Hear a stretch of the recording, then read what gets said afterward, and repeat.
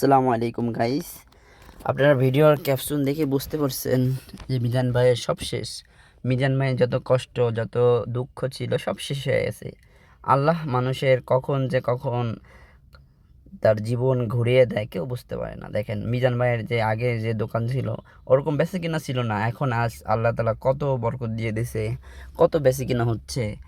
একটা রান্না ডেক হইতেছে, ওটা শেষ হয়ে আবার আরেকটা হওয়ার আগে এই ডেক শেষ হয়ে যেতেছে। দেখেন সিরিয়ালে ডেকের পর ডেক রান্না হচ্ছে, ভাত চাউলের বস্তা প্রতি এক একটা ডেকের ভিতরে দিয়ে দিচ্ছে। মিজান ভাই কত পরিশ্রম করতেছে এই গরমের ভিতরে।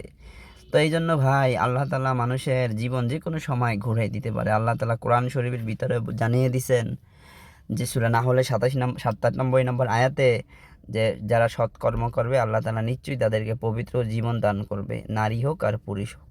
এই জন্য সবাই আমরা সৎকর্ম ভালো কাজ করার চেষ্টা করি, দেখবেন আল্লাহ তাআলা আমাদের জীবনকেও ঘুরিয়ে দেবে, জীবনের পেরেশানিও দূর করে দিবে। মানুষ দেখেন কত কত আনন্দ চিত্রে খাবার গ্রহণ করতেছে এবং বলতেছে যে মিজান ভাই খুব ভালো লোক, কারণ ভালো কাজ করলে অবশ্যই তার প্রশংসা করবে। এই জন্য গাইস আপনারাও যারা আসতে চান তারা এখানে আসতে পারেন। এখানে এসে আপনাদের হাত দিয়ে নিয়ে আপনারা খেতে পারবেন, গরুর গোশত নিয়ে খেতে পারবেন, ভাত যত ইচ্ছে তত নিয়ে খেতে পারবেন। কারণ এখানে অল টাইম সকাল থেকে রান্না হতেছে। মিজান ভাই মাঝে মাঝে ক্লান্ত হয়ে যায়, রাস্তার পাশে বইসা এরকম একটু বিশ্রাম নিয়ে নিচ্ছে। তো এগুলো সব হলো আমাদের জন্য মিজান ভাই কষ্ট করতেছে।